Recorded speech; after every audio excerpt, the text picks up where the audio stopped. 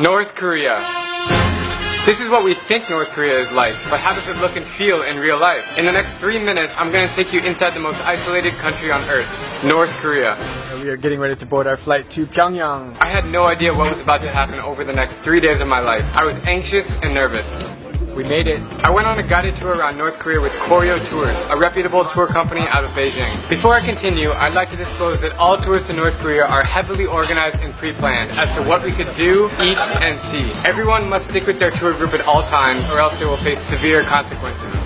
Also, this is not a video about politics, so please make your own judgments and take everything I say with a grain of salt. I put together this short video to give you an inside look of North Korea from my own personal experiences, and I'm not oblivious that what I saw was a skewed perspective of the realities that may exist behind closed doors. Why did I go to North Korea? Other than my journey to visit every country in the world, I've been fascinated by North Korea since I took a college class about the DPRK. 2 months after I graduated college, I moved to South Korea to teach English for 18 months. While living in Seoul, I familiarized myself with Korean culture, traditions, and I learned how to speak Korean.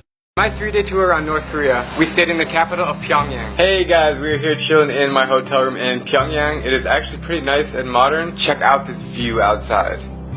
We covered a lot of ground in 3 days, and I never once felt unsafe, harassed, or in trouble. I did feel a little intimidated by the numerous military officers and police on every corner, but I knew I'd be fine as long as I didn't break any rules. We walked through the main squares of Pyongyang, visited monuments, we were at the top of the Juche Tower, took the metro, ate at restaurants, drank local beer at bars, sang karaoke, played ping pong, went bowling, and went to the circus. I even had the chance to have conversations in Korean with several locals, which was a special experience for me. 안녕, 맛있어요? He's fascinated by your ginger hair. That's all he cares about.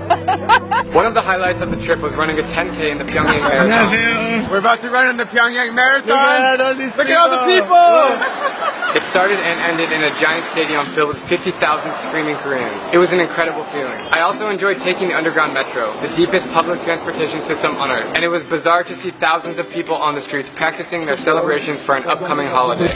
Behind me you can hear all of the singers and dancers preparing for Kim Il-sung's birthday, which is in a few days. From what I saw with my own eyes, Pyongyang is actually a pretty chill place, and not what I expected to see. Kids go to school and make jokes with their friends. Adults ride their bikes or take the metro to work. They even have taxis on the street. It's important to realize that everyone has hopes and dreams just like you and me, and family time is important to them.